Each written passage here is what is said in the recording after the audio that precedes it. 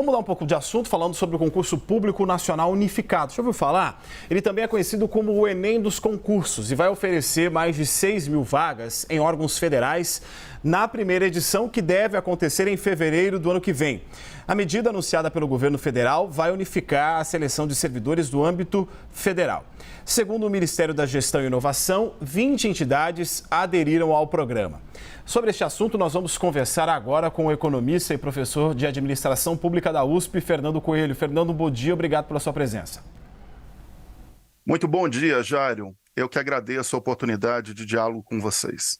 Muito obrigado. Bem, a gente está vendo algumas tentativas, pelo menos, de mudanças, na questão de contratação de funcionários públicos. Eu gostaria de saber qual é a sua opinião sobre a iniciativa, se são mudanças positivas ou se, pelo menos a curto prazo, elas podem trazer mais problemas do que soluções. Muito bem, Jairo. Nós temos duas frentes de modernização dos concursos públicos no Brasil neste instante. Uma que se busca a chamada burocracia representativa, fazer com que os concursos públicos consigam selecionar pessoas de todo o país. Nesta vertente que está a ideia do Enem dos concursos, nome fantasia para essa idealização de um concurso nacional unificado, que seria realizado em 180 cidades. Muitas vezes os concursos públicos são realizados de maneira fragmentada, ou seja, cada órgão ou entidade da administração pública faz o seu próprio concurso, o que leva, às vezes, o concurso ser realizado somente em uma cidade e ter muitas taxas de inscrição. Isso torna proibitivo o acesso a esses certames por boa parte da população brasileira.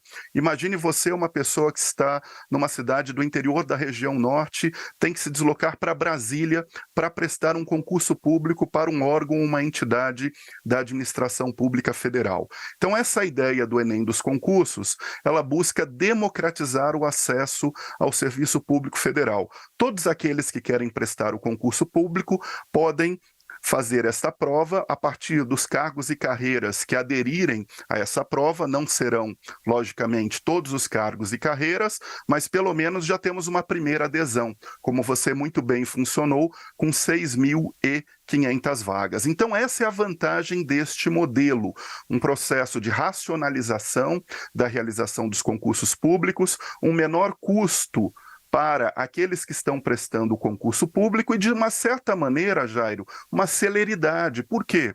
Nos últimos anos, o governo federal, na área civil, perdeu mais de 75 mil funcionários entre aposentadorias e exonerações. E muitas áreas estão afogadas, sem uma força de trabalho compatível para a prestação de um bom serviço público.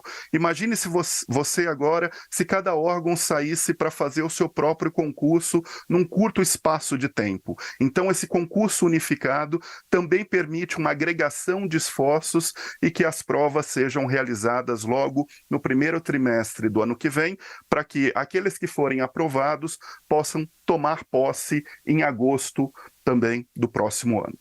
Você avalia que uma medida como essa pode ajudar na questão de tentar pelo menos evitar problemas de questionamento em relação à prova que foi apresentada no concurso? Eu te pergunto isso dentro do contexto que a gente já viu em outros momentos, concursos que podem ser até locais, não necessariamente federais. Eu vou citar o exemplo aqui do concurso público da Polícia Civil do Estado do Paraná, que em 2021 foi cancelado. Eu lembro de muita gente que foi lá, gastou dinheiro, teve que voltar, gente do Brasil inteiro. Ou, como a gente vê também, o questionamento justamente sobre as questões, sobre a qualidade da prova. Você acha que essa medida pode, talvez, auxiliar de alguma forma nessa verticalização? Sem dúvida, Jairo. Como os concursos eram até então descentralizados, os diferentes órgãos têm diferentes capacidades para organizar um certame. Alguns têm recurso para contratar uma melhor empresa que elaboram as questões, outros às vezes não têm acesso a esses recursos. Então, o processo de agregação pode levar, em tese, a uma melhor qualidade das provas, né? Uma contratação de uma empresa grande, idônea, que tem a capacidade de pensar à luz das competências que o governo federal quer avaliar, quais são as questões mais próprias, se são questões que de fato estão cobrando não somente memorização, mas estão aferindo as competências dessas pessoas. E você tocou num ponto muito importante, que é a questão da segurança jurídica do concurso público para os candidatos. E você tem muita razão, Jairo. No Brasil, sobretudo no nível subnacional, estados, mas em municípios, mormente, aqueles pequenos municípios, às vezes você tem concursos públicos mal elaborados, com muita arbitrariedade, que levam a processos de judicialização. Então, esse processo de agregação pode, de fato, se bem, né, para além desse processo de elaboração, ainda não estamos no início desse processo, vai ser uma experimentação. Esse processo, se bem planejado e executado, ele pode minimizar, sim, esse risco, né, de insegurança jurídica que às vezes leva até ao cancelamento do concurso público. Fernando, a gente sabe que no Brasil tem muitos concursandos, né? São aquelas pessoas que tentam algumas vagas por diversos anos, investem em cursos, em estudos e tudo mais. E essas pessoas normalmente ficam interessadas, é claro, nas vagas com menor remuneração, né? A gente vê exemplos de Receita Federal, Polícia Rodoviária Federal, Justiça, enfim. De que maneira que essas pessoas podem ser beneficiadas? E eu só gostaria que na sua resposta você pudesse explicar, só vou trazer um exemplo rápido. Se eu, por exemplo, estou em São Paulo, quero fazer um concurso para a Polícia Rodoviária Federal do Amapá, eu poderia fazer no estado de São Paulo, isso facilitaria o processo? Como é que funcionaria? De alguma maneira, sim, Jairo. Lembrando, muitos desses concursos públicos federais, por vezes, não são regionalizados. As provas são realizadas em Brasília, o que requer o deslocamento do candidato. Com esse concurso público nacional unificado, a prova, em princípio, está prevista para 180 municípios do país. Claro que o edital vai prever o processo de alocação, né? O candidato, a priori, ele não sabe onde ele vai ser alocado, depende do órgão e da disponibilidade de vagas e do próprio planejamento da força de trabalho do órgão. O que eu quero dizer? Vamos imaginar, então, um concurso para a Polícia Rodoviária Federal. Talvez, neste momento, não haja vagas para serem ocupadas no estado do Amapá ou em qualquer outro estado da região norte, mas há necessidade de reposição do contingente da força de trabalho em outros estados. Então, as pessoas também vão precisar prestar muita atenção no edital, e o edital está previsto para ser publicado em dezembro deste ano. Por enquanto, né, mais de 20 órgãos e entidades da administração pública federal que pertencem a 12 ministérios já fizeram a adesão a esse concurso público nacional unificado. E essa adesão, que terminaria no último dia 29 de setembro, ela foi prorrogada por mais uma semana. Então, talvez outros órgãos e entidades possam fazer adesão no decorrer dessa próxima semana.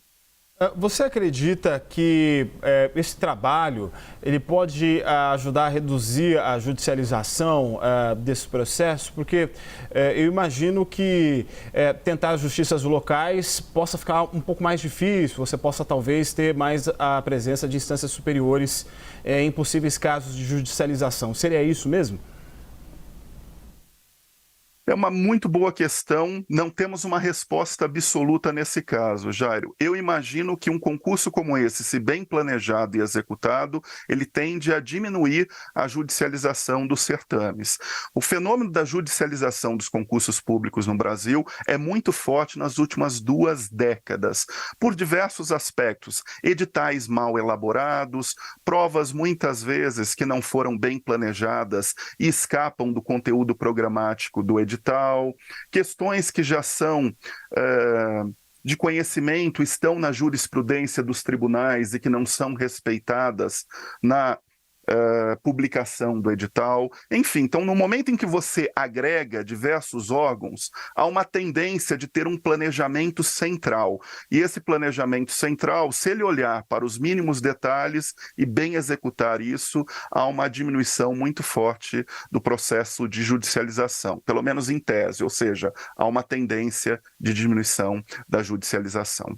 Fernando, desde que eu me entendo por gente, a gente escuta a história sobre possibilidade de reforma administrativa no Brasil.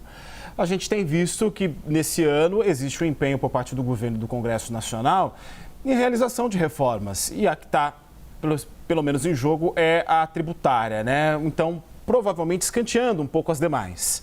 Você entende que uma medida como essa, que é no âmbito totalmente administrativo, ela pode ser uma espécie de uma pitada do que seria uma reforma administrativa e talvez servir de uma espécie de catapulta para que a sociedade e o próprio governo possa se coçar, vamos assim dizer, desculpe o termo, para tomar iniciativa de uma reforma administrativa ou mais reformas no âmbito do serviço público brasileiro? Sem dúvida, Jair. Quando a gente fala em reforma administrativa, ela vai de A a Z. E melhorar o recrutamento e a seleção no serviço público é, de fato, uma sub-área de uma reforma administrativa. Como eu dizia para você no início da nossa entrevista, uma primeira vertente está sendo trabalhada, que é essa ideia de um concurso público que garanta uma burocracia representativa, que pessoas aprovadas para trabalharem na administração pública federal sejam provenientes de todo o Brasil. Quanto mais a burocracia federal for representativa dos diferentes Brasis, melhor será a formulação das políticas públicas. Mas é muito importante, Jairo, nós também olharmos para uma outra iniciativa, só que essa não está no Poder Executivo, ela está no Poder Legislativo, que é um PL de modernização dos concursos públicos, que no ano passado foi aprovado por unanimidade na Câmara dos Deputados e nesse momento se encontra na CCJ do Senado Federal. E esse PL, ele diz o seguinte, tão importante, né, quanto ter concursos públicos que garantam uma burocracia representativa, que é o caso desta proposta de um concurso público nacional unificado, é também nós termos melhores concursos públicos em termos de aferição de vocação. Isso requer uma melhor elaboração de provas, uma prova que não se restrinja tão somente à aferição de conhecimentos por questões de múltipla escolha ou mesmo questões dissertativas, mas avance em termos de aferição de habilidades práticas, de comportamentos. Então, este PL também é fundamental, só que ele ainda está no CCJ.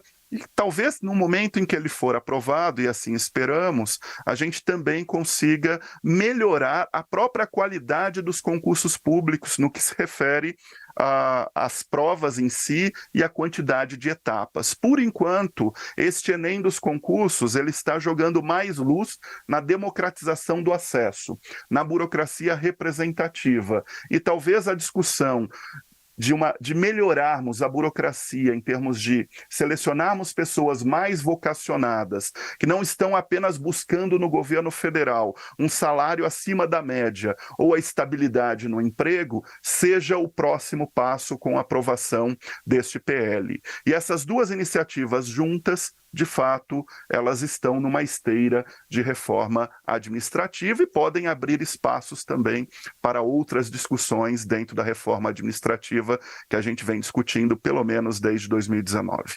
Nós conversamos com o Fernando Coelho, economista e professor de administração pública da USP. Trouxe mais informações para a gente sobre o Enem dos concursos. Fernando, muito obrigado pela sua entrevista. Eu que agradeço, Jairo. Bom dia a todos.